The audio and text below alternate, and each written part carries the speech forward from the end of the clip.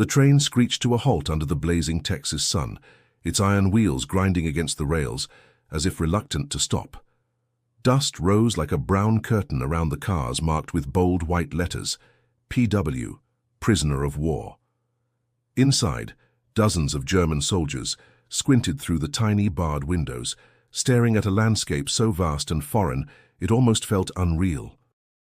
Klaus Weber, 23, pressed his forehead against the metal. He had imagined America as the land of the enemy, cold, distant, mechanical. But what he saw was a wide blue sky and endless fields of cotton stretching toward the horizon. A few small houses stood far off, white walls gleaming in the heat. Somewhere beyond them, a church bell rang faintly.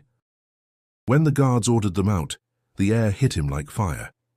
The American soldiers were calm but firm, their rifles slung casually over their shoulders. Klaus noticed something in their faces. Discipline, yes, but not hatred. He caught one of them muttering, "They look just like us," before spitting into the dust and walking away. The camp itself was a strange sight. Neat rows of wooden barracks surrounded by a tall barbed wire fence. Watchtowers at each corner, flags fluttering lazily in the sun. To Klaus, it felt both like a prison and an odd sort of village. As he stood in line, waiting for his name to be recorded, he felt eyes watching from the other side of the fence. A group of local children had gathered, their bicycles abandoned on the road. Their hair glowed like wheat in the sunlight. They whispered to each other, pointing, too curious to be afraid.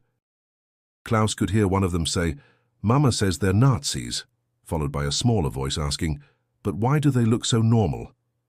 For the first time since his capture, Klaus felt something stir inside him, a crack in the wall of shame and fear he had built since surrendering in North Africa. Those children weren't soldiers. They weren't supposed to hate. And yet, they stood there, separated by a few feet of wire and a world of war. The youngest girl, no more than 10, lifted her hand, a small, hesitant wave. Klaus froze.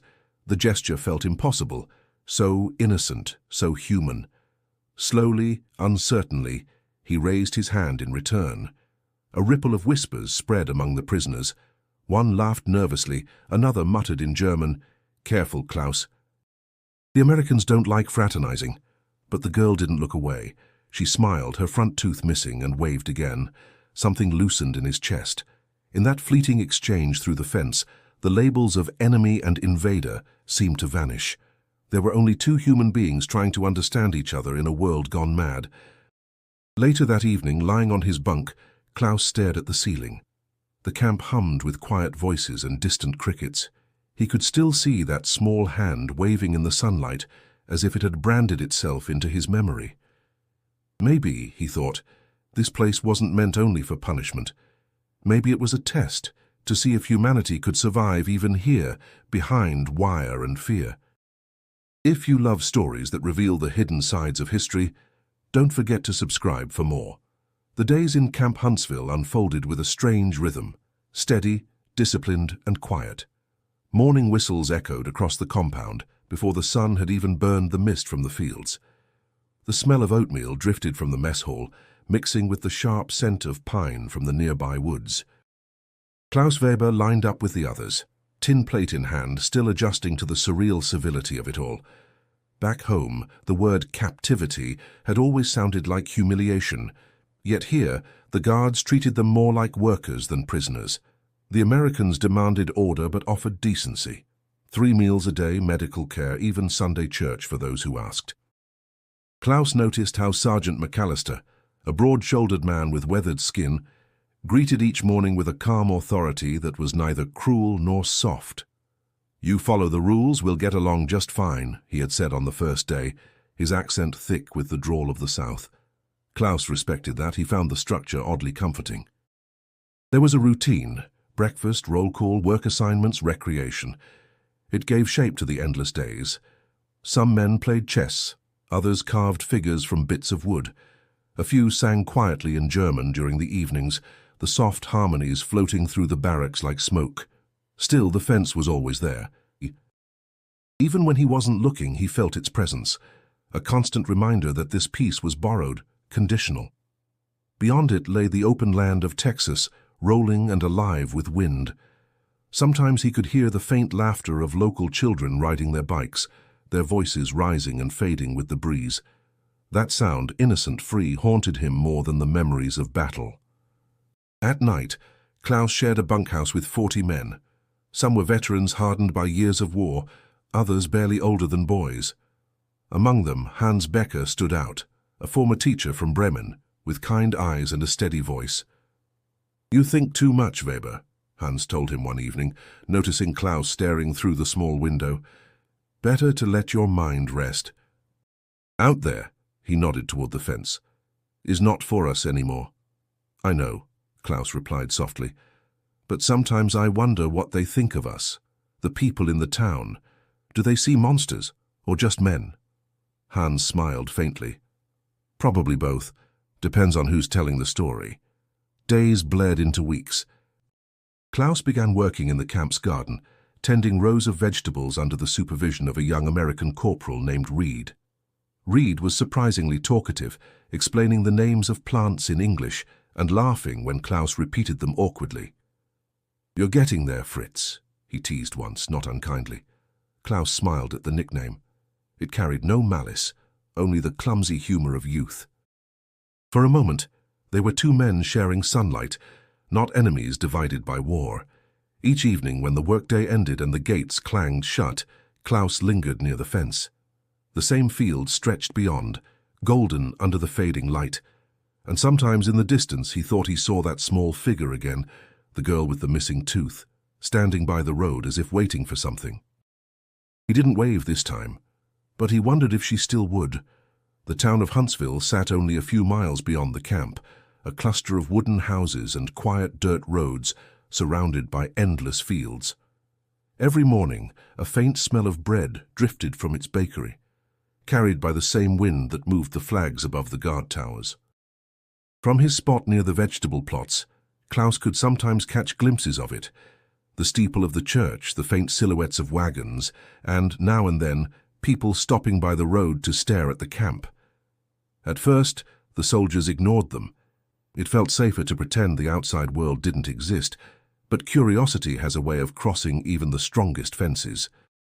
Klaus noticed it most on Sundays, when families passed by after church, their children craning their necks for a better look. Most adults kept their eyes forward, pretending not to see, but the children, they looked freely, without the weight of history on their shoulders. Among them was a small girl with sun-bleached hair and a pink ribbon tied around it. She was always with her mother, who pushed a rusty bicycle along the road. Sometimes they carried a picnic basket.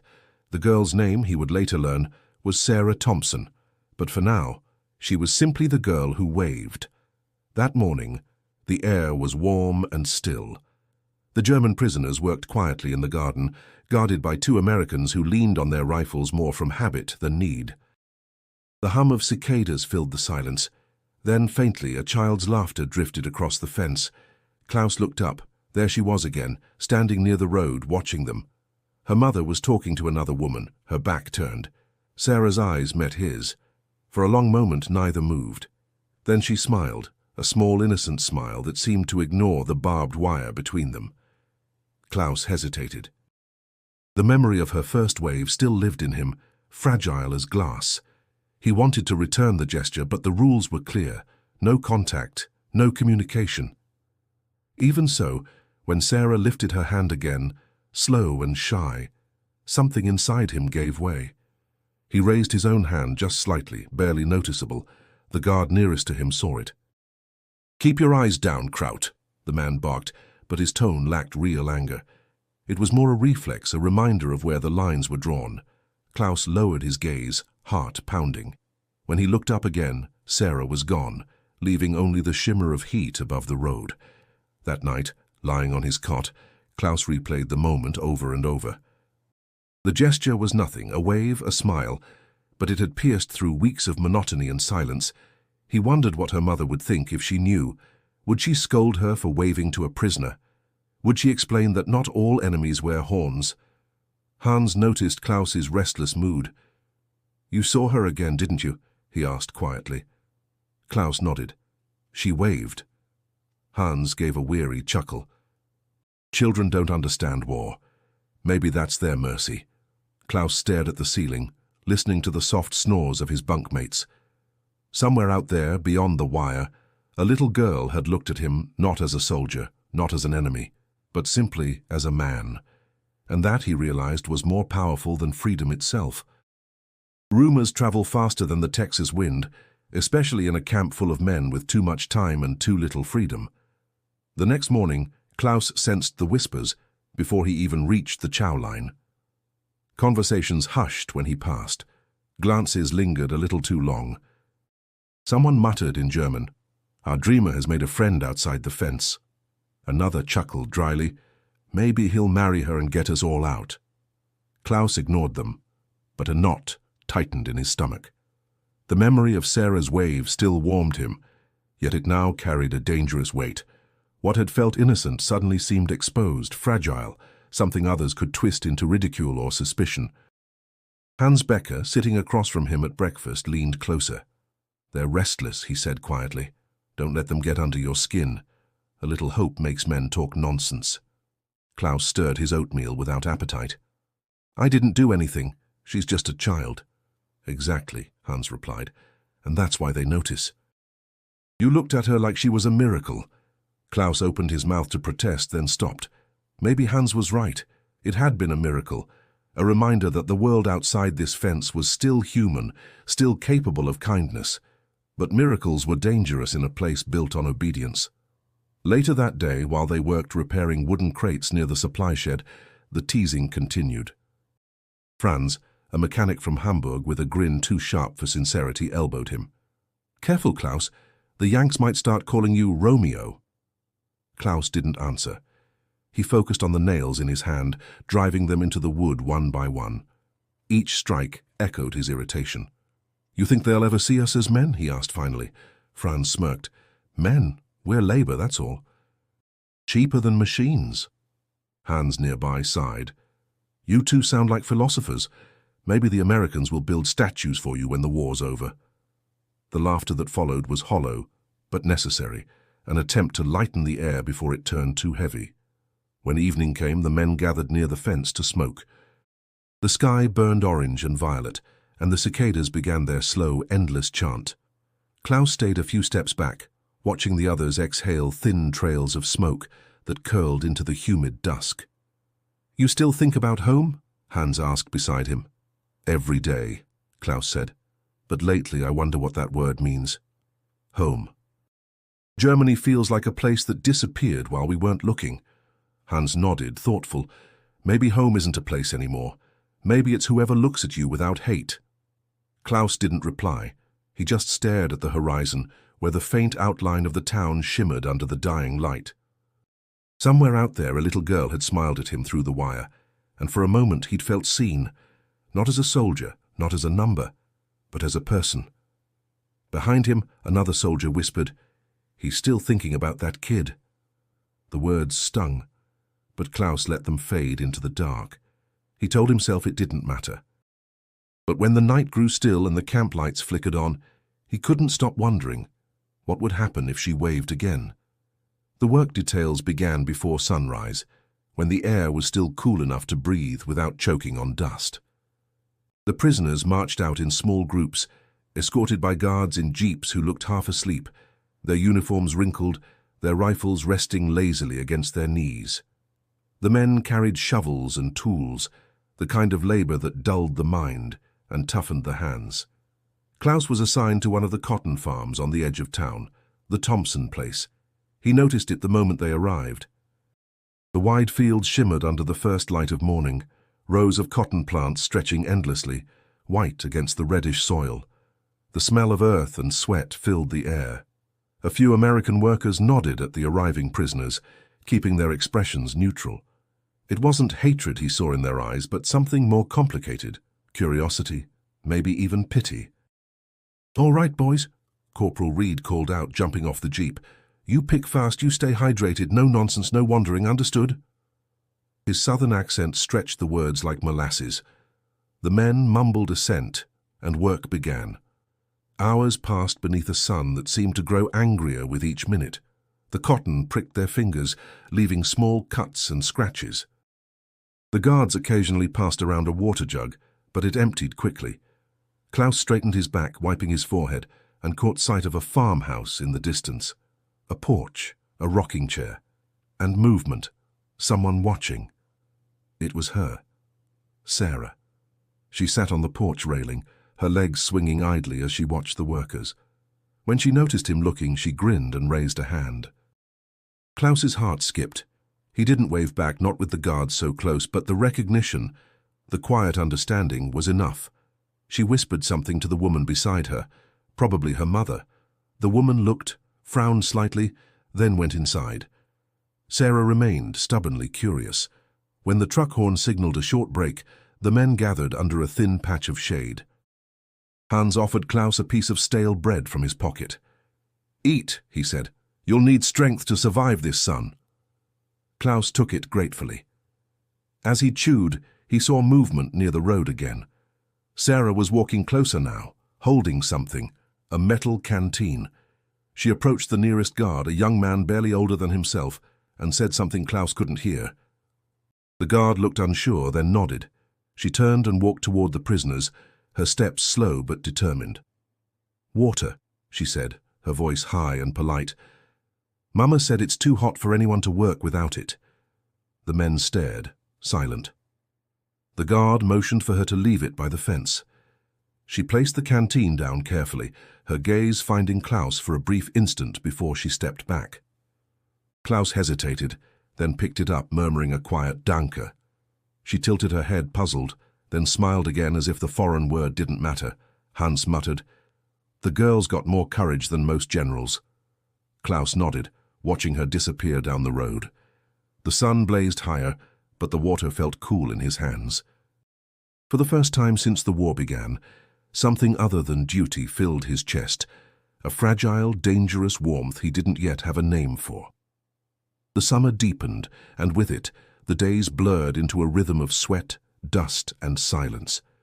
Yet between that silence, something fragile began to take shape, an unspoken dialogue that crossed the barbed wire. Klaus no longer needed words to understand Sarah Thompson. Every glance, every small gesture became a kind of language neither of them had been taught. When the work trucks rolled in each morning, Sarah would sometimes appear on the porch, her hair tied back, her bare feet kicking against the steps. Klaus pretended not to look, but his eyes always found her. Once, when the guards were distracted, she held up a small piece of paper. On it, in crooked handwriting, were 2 words, "Hello, friend." Klaus felt a jolt of something that wasn't quite joy, but close. That night, in the dim light of the barracks, he found a scrap of paper from an old flour sack and sketched a clumsy drawing of a bird, its wings open, free. The next morning, when the work detail paused by the fence, he placed the drawing where she could see. Sarah pressed her hands to her mouth, delighted, then ran off toward the farmhouse, clutching it like treasure. Hans noticed the exchange and sighed. "You're building castles in the air, Weber," he said. "Careful they don't fall on your head." "It's just kindness," Klaus replied, though he wasn't sure he believed his own words. But the next few days brought tension. Some guards laughed about the little American girl and her German pen pal, though none seemed truly angry yet. Still, the invisible line between right and wrong grew thinner. Klaus felt it every time he worked near the fence. One afternoon, while the sun hung heavy over the fields, Sarah appeared again. She waved once, then made a gesture, hands flapping like wings. The bird. Klaus smiled faintly and nodded. In return, he mimed writing, asking for another note. She looked around, cautious now, then shook her head and pointed toward the guards. Her face said what words couldn't. Not today. When he returned to the barracks that evening, Klaus couldn't shake the image of her nervous glance. That innocent friendship, born out of boredom and humanity, suddenly felt fragile under the weight of watchful eyes. He wondered if she'd gotten in trouble. Hans broke the silence. "Do you ever think about how strange this is? The Americans feed us, house us, even let their children wave at us. And yet, somewhere across the ocean, their bombs fall on our cities." Klaus looked at the thin layer of dust on his boots. Maybe they just don't hate as easily as we were taught to. Hans chuckled softly. Or maybe they've just had enough of hate. The next morning, Klaus saw Sarah again. No note this time, just her hands forming a heart shape before she turned to leave. The gesture was fleeting, almost childlike, but it struck him deeper than any word could. He stood there long after she disappeared, his shovel motionless, the sound of cicadas loud in the still air. For a man surrounded by fences, he felt freer than he had in years. But somewhere inside he also knew freedom like that never lasts. The first chill of autumn crept into Texas slowly, curling around the barracks at night like a cautious guest. The fields turned duller, the air sharper, and the men began wearing their coats even during work hours. Klaus found himself awake most nights, not from cold but from the restlessness that came when thoughts refused to sleep. He started writing again, not letters meant to reach anyone but thoughts meant to keep him sane. On scraps of old paper, he poured out fragments of memory, the smell of rain in Hamburg, his mother's laughter, the weight of his father's silence after news from the front. But mostly he wrote about this place, about the wire that kept him in and the people beyond it who made him feel strangely seen. "Dear Mother," he began one night, the pencil trembling slightly in his hand, "you would not believe how kind the enemy can be. They give us food, music, and work. And today, a little girl waved at me again. She has the courage of someone who does not yet understand hate." He folded the paper carefully, knowing it would never be sent. The American censors read every line, and even innocent words could be twisted into secrets. Still, writing gave him peace. Hans noticed the habit. "You're talking to ghosts, Weber," he said, half smiling as he lay on his bunk. Klaus looked up. "Maybe, but ghosts listen better than the living." Hans chuckled. True enough. The following week the guards allowed the prisoners a few minutes to write official letters home. They lined up at a wooden table, one by one, filling out forms under the watchful eye of Sergeant McAllister. The rule was clear: no talk of the camp, no mention of civilians, no opinions about the war. Only health, gratitude, and hope. When Klaus's turn came, he sat in silence for a long time, pen hovering above the page. He wrote, "I am well. I have work and food. Tell Father I still think of the garden." But that wasn't the truth he wanted to share. The truth was a girl standing by a fence, waving to a stranger, a drawing of a bird, a feeling he didn't know how to name. When McAllister took the letter, he gave it a quick glance and nodded. "Good. Keep it simple," he said, his voice firm but not unkind. "Complicated thoughts make hard reading for the folks back home." Klaus met his eyes. "Yes, Sergeant." That night, the wind howled outside the barracks, rattling the tin roof. The men muttered in their sleep, dreaming of homes that might not exist anymore. Klaus lay awake, thinking of the letters locked away in his footlocker, the ones the sergeant would never see. He imagined his mother reading them someday, long after the war, maybe finding them tucked between old uniforms and faded photos. Would she understand that even in captivity, her son had found something good, something fragile and almost holy in the heart of his enemy's country? He wasn't sure. But as the night deepened, Klaus reached for another scrap of paper and wrote 4 words he dared not speak aloud. She waved again today. The tension came quietly, like a storm that gave no thunder. For days, nothing seemed different. Roll call, work detail, mealtime, lights out. But then, one morning, Sergeant McAllister's voice carried sharper through the camp. "Gather up. Everyone. Now." His tone wasn't angry, but it was the kind that made men stand straighter. Klaus lined up with the others in the open yard. The air felt thick, the early sun barely cutting through the haze. McAllister stood before them, hands clasped behind his back, his uniform pressed and immaculate. His gaze moved slowly from face to face, weighing each man like a coin in his hand. "There's been talk," he began, his drawl steady but edged with authority. "Talk about some of you boys getting too friendly with the folks outside the wire. Let me make this real clear. This camp exists for order, discipline. You start blurring those lines, you make trouble for yourself and for your countrymen." No one spoke. The only sound was the buzz of insects and the faint creak of boots shifting in the dirt. McAllister took a slow step forward. "Now I get it," he said softer. "You're men, not monsters. You see kids, families, normal life. Reminds you of home. I don't fault you for that, but understand. Those people out there lost sons, brothers, fathers. You start waving through that fence, and some of them won't take kindly to it." His eyes met Klaus's for a fraction of a second, long enough for Klaus to know that this warning wasn't meant for everyone. It was meant for him.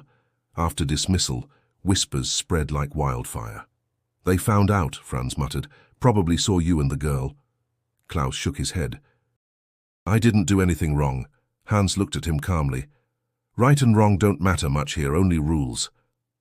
That evening, McAllister approached the barracks himself. The men straightened instinctively. He stopped in front of Klaus's bunk, his expression unreadable. "Weber," he said, his tone measured. "Walk with me." Klaus followed him outside, heart pounding. The air was heavy with the scent of pine and dry soil. McAllister stopped near the fence, far from listening ears. "You're a good worker," the sergeant began. "You follow orders. That's why I'm talking to you man to man." He paused, his voice low. "Whatever's going on with that girl, end it. She's a child. You don't mean her harm, I can tell, but folks around here talk. They'll twist it into something ugly, and once they do, I can't protect you." Klaus swallowed hard. "I understand, Sergeant. It wasn't what they think. She's just kind." McAllister studied him for a moment, then nodded. "Kindness can be dangerous, son, especially in wartime. It makes people forget which side they're on." When the sergeant walked away, Klaus remained by the fence, staring out into the fading light. The fields beyond glowed gold and silent. He could almost see her there, the small hand waving, the smile that made the world feel gentler. But now even that memory felt heavy, as if the air itself had turned against it. He whispered to no one, "I didn't mean for it to matter." Yet deep down he knew it already did. Winter came to Texas like an afterthought, cold only in the mornings, warm again by noon, but still enough to remind the men of home. The barracks smelled faintly of pine that December, a small attempt by the prisoners to imitate a holiday they barely dared to celebrate. They had built a tree from scrap wood and twine, decorating it with folded paper stars and bits of tin polished until they shone. Klaus sat at one of the tables, carefully carving a small wooden bird. His hands were rough from weeks of labor, yet he worked with delicate patience. Hans watched from his bunk, smiling faintly. "Still chasing your bird, Weber?" Klaus didn't look up. "It helps me forget the wire." The guards had softened too in their own quiet way. Corporal Reed handed out extra rations of coffee that morning, saying, "Merry Christmas, boys. Don't go thinking we're heartless." Someone laughed. Another clapped him on the back. Even Sergeant McAllister, usually stone-faced, allowed them to sing a few German carols after dinner. That evening, as the sun dipped low, a group of townsfolk arrived outside the fence. They carried baskets, bread, fruit, and a few wrapped gifts from the local church. The guards seemed unsure whether to allow it, but McAllister eventually nodded. "They're not your enemies tonight," he said. "Take what's offered." Klaus joined the line near the gate. On the other side stood Sarah Thompson, bundled in a coat too big for her, holding a basket nearly as large as herself. Her mother stood behind her, watching closely, but not unkindly. Sarah smiled, eyes bright with excitement. "Merry Christmas," she said, her voice carrying through the chill. Klaus hesitated before answering softly, "Frohe Weihnachten." She giggled at the unfamiliar sound. "What does that mean?"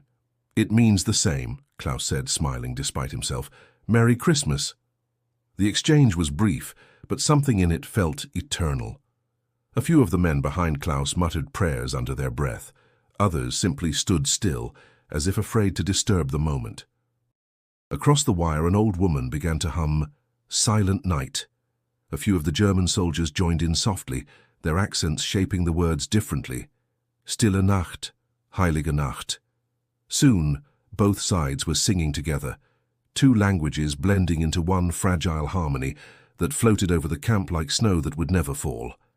Even McAllister paused by the watchtower, head slightly bowed. When the singing ended, silence lingered, peaceful and raw. Sarah reached through the fence, slipping a small red ribbon through the wire. "For you," she said. Klaus took it gently, his fingers brushing hers for the briefest second. "Thank you," he whispered, "for everything." Her mother called her back and she obeyed, but not before giving one last smile.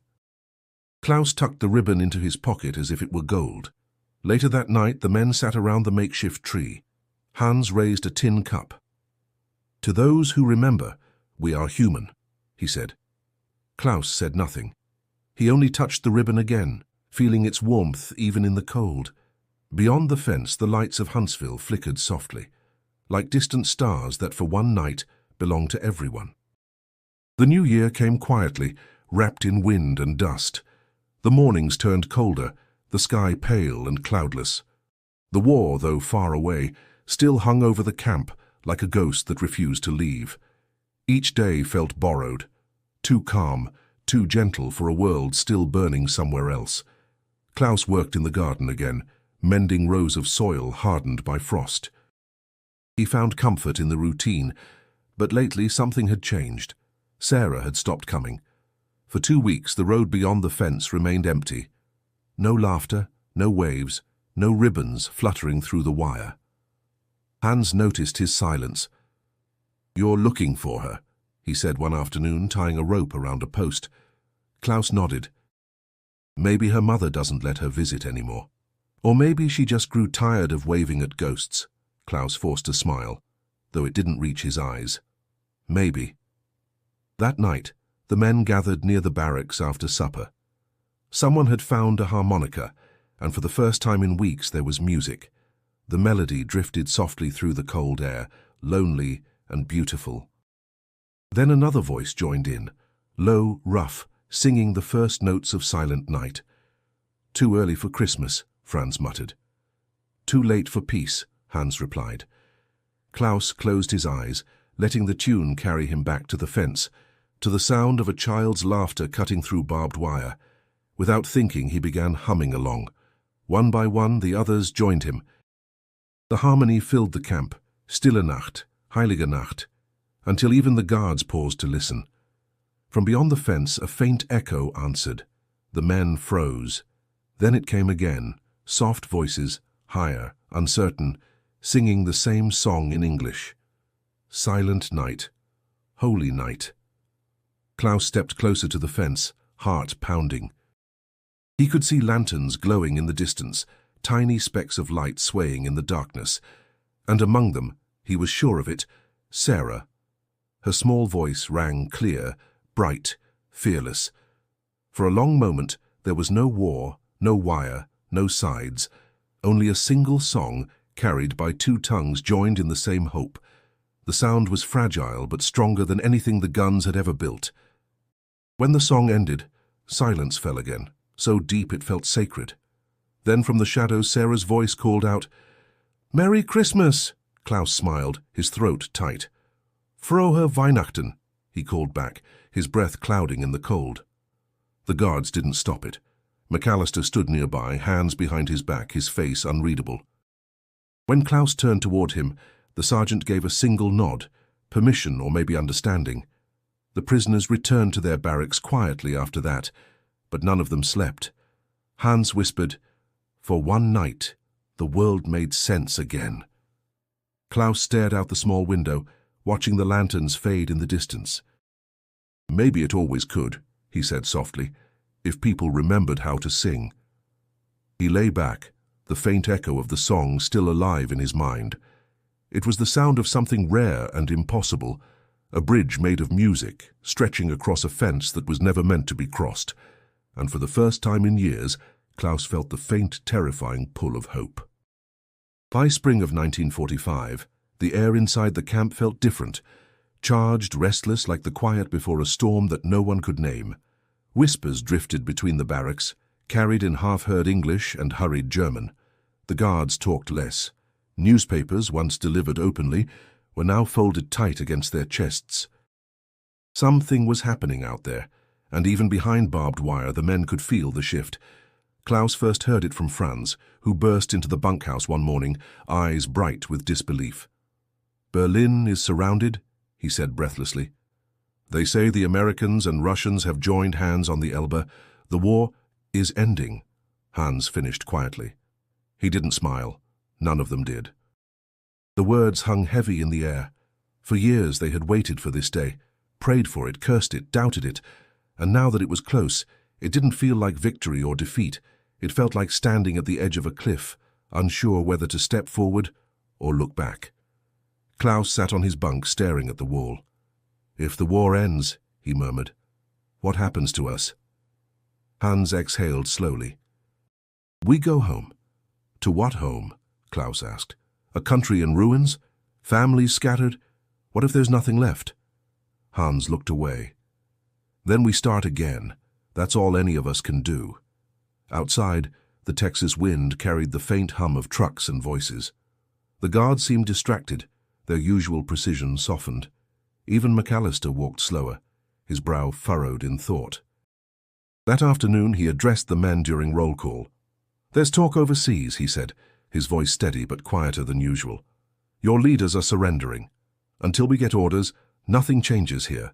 You'll keep working, eating and sleeping as usual. No trouble, understood?" A few men nodded, others simply stared, too numb to react. Klaus caught a fleeting look in the sergeant's eyes, something like pity, maybe even respect. That night the camp buzzed with hushed conversations. Some men cheered softly into their blankets, whispering prayers. Others sat in silence, eyes wet, thinking of brothers who would never come home. Klaus lay awake, his thoughts tangled. Freedom should have felt like a sunrise, but it felt instead like a door creaking open into an unfamiliar room. He reached into his pocket and pulled out Sarah's red ribbon, still neatly folded. It had faded a little, its color dulled by time and touch. He wondered if she knew. Did the townsfolk celebrate out there? Did they realize that for the men behind the fence, victory came mixed with loss? Hans spoke from the bunk above. "When they send us back, what will you do?" Klaus hesitated. "I don't know. I used to think I'd go back to my mother's house, but now I'm not even sure it's still standing." Hans sighed. "Maybe you'll find something new." Klaus turned the ribbon over in his hands, the fabric soft and fragile. "Maybe I already did." Outside, the night was calm. A single star shone above the dark horizon, unmoving. Somewhere far beyond that fence, the world was changing. And inside the camp, Klaus felt it too, not as an ending, but as the beginning of something uncertain, something both terrifying and free. The orders came on a warm morning in May. The air smelled of dust and honeysuckle, and the camp, usually humming with routine, felt strangely still. Klaus was repairing a shovel handle when Sergeant McAllister appeared, a folded paper in his hand and something unreadable in his eyes. "It's official," McAllister said, voice carrying across the yard. "Germany's surrendered. The war's over." No one moved at first. The words seemed too large to fit into their minds. Then murmurs spread. Disbelief, laughter, tears. Some men clutched each other's shoulders. Others simply stood, staring at the ground as if afraid it might vanish. Klaus felt lightheaded. Over. The word echoed through him, hollow and beautiful and terrifying. For years the war had defined every breath. Now suddenly there was no enemy, no orders, no purpose. McAllister continued, "You'll be processed and sent home soon. A few weeks, maybe a month. Until then, things stay the same, no trouble." He paused, eyes softening. "You made it through. That counts for something." Later, the prisoners gathered near the fence, the place where everything had begun. The barbed wire glinted under the sun, almost gentle now. Beyond it, the Thompson farm lay quiet. The fields were green again, dotted with yellow blossoms. Klaus searched for movement, for the figure he hadn't seen in weeks. Then he saw her, Sarah, walking down the dirt road holding something in her hands. She stopped near the fence, her dress brushing against the grass. When she saw him, her face lit up, though there was a hesitance in her smile. "You're leaving," she said, her voice smaller than he remembered. Klaus nodded. "Soon." She looked down at the bundle she carried, a folded piece of paper tied with blue string. "I made you this. Mama helped with the words." He hesitated, glancing toward the nearest guard, but McAllister only stood by the jeep, pretending not to notice. Slowly, Klaus reached through the gap between the wires. Their fingers brushed as she handed him the paper. "Thank you," he said softly. "You're not bad, you know," she replied with a nervous laugh. "Mama said enemies aren't supposed to be kind." Klaus smiled, the corners of his eyes stinging. "Sometimes enemies are just people on the other side of a story." She tilted her head, thoughtful. "Will you come back?" "I don't know," he admitted, "but I'll remember." Sarah nodded, her eyes glimmering. "Me too." Then, as if afraid to say more, she turned and ran toward the farmhouse, her hair catching the sunlight like gold. Klaus opened the paper carefully. Inside was a drawing of a bird, his bird, flying over a fence. Below it, written in a child's careful letters, "Be free." Hans approached quietly behind him. "She's got your courage," he said. Klaus folded the drawing and slipped it into his pocket next to the ribbon. "No," he said, his voice thick, "she has her own." That night, the camp was alive with restless joy. Men sang, laughed, cried. Yet Klaus sat apart, staring at the open gate, where the wind carried the faint scent of wildflowers and freedom. The war had ended, but something deeper, something wordless, had just begun. The journey back to Germany began under a sky the color of ash. The prisoners were loaded onto trains once more, but this time there were no guards shouting orders, no rifles raised in warning. The fences that had defined their world for years now stood open, useless relics of something already fading into memory. Klaus sat by the window as the train rattled eastward, his hands resting on his knees. In his pocket, wrapped carefully in a handkerchief, were two treasures, the red ribbon and Sarah's drawing of the bird. He touched them now and then, as if to remind himself they were real. Hans sat beside him, staring out at the endless fields sliding past. "Feels strange," he murmured. "We dreamed of this moment, but now that it's here, it doesn't feel like freedom, just emptiness." Klaus nodded. "Maybe freedom isn't something you feel right away. Maybe it's something you learn again." At each stop, the air grew colder, the land more scarred. Villages passed by in silence, roofs caved in, walls blackened, people moving like shadows. The closer they got to home, the more it looked like the war had taken the soul out of everything it touched. When they reached Bremen, Klaus stepped off the train into a city he barely recognized. Rubble lined the streets. The church spire that once guided ships from the harbor now leaned at a broken angle. He found the street where his mother's house had stood, but only the foundation remained, choked with weeds. He stood there for a long time, hands trembling. A neighbor, an old woman wrapped in a grey shawl, emerged from a doorway nearby. She studied him carefully before asking, "You're Weber's boy, aren't you?" "Yes," Klaus said quietly. "Do you know if she—" The woman shook her head. "She went east to stay with her sister before the bombing. No one's heard since." Klaus thanked her, though the words felt hollow. When she left, he sank to his knees beside what had once been his front step. The silence pressed against him, heavier than any chain. Hans found him later carrying a sack of bread he'd bartered from the train yard. He handed it over wordlessly. Klaus took a piece but didn't eat. "Nothing left," Hans said. Klaus looked at the empty street. "No, but something still lives in me. Something I didn't have before." He unfolded Sarah's drawing, smoothing the creases with care. The bird still flew above the fence, wings spread wide, untouched by time or ruin. Beneath it, the two words she had written, "Be free," glowed faintly in the fading light. Hans studied it and smiled weakly. "A child drew that?" "Yes," Klaus said, his voice steady now, "in a place where kindness wasn't supposed to exist." He folded the drawing again, tucking it close to his heart. The air smelled faintly of smoke and earth. Around them, the city whispered with the ghosts of everything lost. Yet as night fell, Klaus stood taller. For the first time, he understood that freedom wasn't just the absence of fences. It was the courage to carry hope through the ruins, and that, he thought, he would never surrender.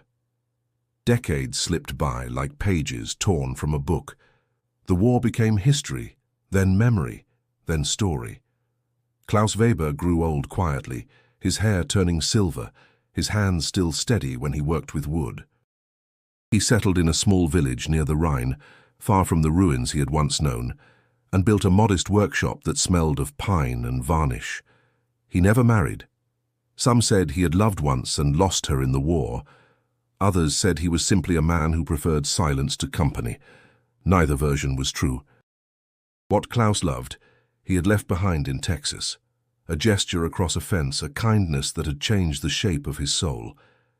Each December, he hung a red ribbon on the wall above his desk. It had faded almost to brown, but he kept it there as a quiet reminder that compassion could survive even the darkest times. Beneath it, framed in glass, was a drawing of a bird flying over a fence. The paper had yellowed with age, but the ink still held its strength.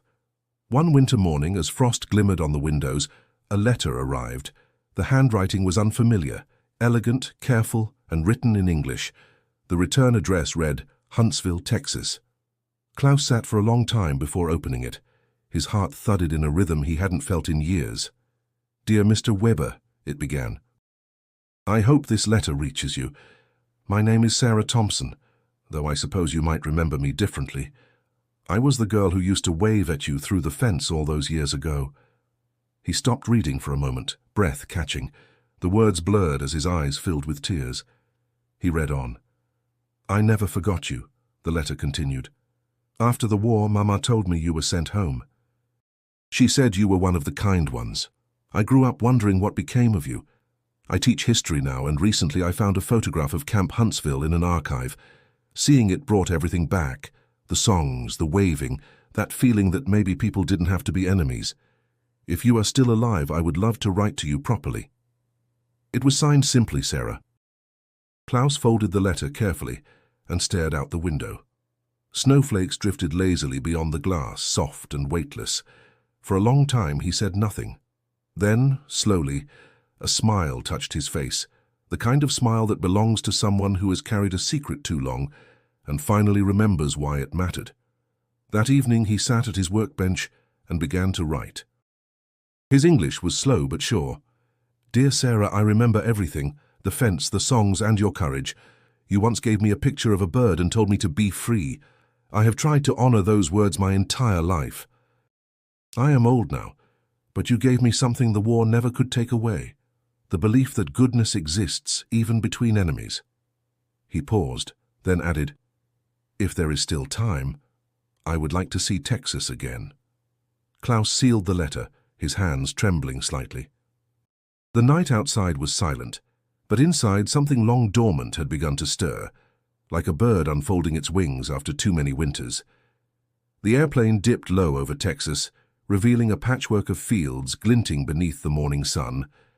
Klaus pressed his hand against the window, his reflection faint in the glass, a face mapped with years, eyes still sharp but softened by time. He had not crossed the Atlantic since the day he left as a prisoner. Now, at 82, he was returning not in chains, but as a guest. A local university had invited him to speak at an event commemorating the German POWs once held in America. The letter had come from Sarah Thompson, now Sarah Ellis, a retired teacher who had organized the memorial. She had written, "I think it's time we stood on the same side of the fence." When he stepped off the plane, the air smelled the same, warm, earthy, faintly sweet, with the scent of pine and soil. At the edge of the small airport, a woman waited, her grey hair tucked neatly beneath a hat, her smile still carrying the light of childhood. "Klaus Weber," she said, her voice trembling with emotion. "You came." He smiled gently. "How could I not?" For a moment, neither spoke. Then Sarah reached out and their hands met. No barbed wire, no guards, no fear. Just two old souls who had once shared a moment of impossible kindness. They drove together through Huntsville, past the church steeple, the quiet streets, the open farmland. Much had changed, but the air still held that familiar Texas hum, the buzz of cicadas, the sigh of wind through the trees. When they reached the site of the old camp, Klaus felt his chest tighten. The fences were gone, replaced by open fields and a small stone monument. "It's peaceful now," Sarah said softly. "Sometimes I come here just to remember." Klaus nodded, his gaze distant. "It feels smaller than I remember. Maybe because you're free now." He smiled at that, eyes glistening. "Or maybe because I finally understand what freedom means." They walked to where the wire once stood. Sarah stopped and turned to him, her voice barely a whisper. "I still remember that day, the song, the cold air, your smile. Mama said I shouldn't wave, but I did anyway." Klaus chuckled. "And I waved back. That was the first time I believed the world might heal." From her bag, Sarah pulled something wrapped in tissue paper, a small frame. "I thought this belonged to you." Inside was the drawing of the bird she had given him so long ago, carefully restored, the colors faint but intact. Beneath it, she had written new words: "Once enemies, forever human." Klaus traced the edge of the frame with his thumb. "You kept it." "I kept everything," she said softly, "because I wanted to remember that even in war, someone chose kindness." He looked at her then, not as the girl who once waved through a fence, but as the woman who had carried his story through the decades. "You gave me my humanity back," he said. "And you didn't even know it." The sun dipped low, casting long golden shadows across the grass. For a long while they stood there in silence, two lives bound by a memory that had defied time and war. Finally, Sarah smiled. "You know, Klaus, I think that bird finally flew home." Klaus nodded, his voice steady but soft. "Yes," he said. "So did I."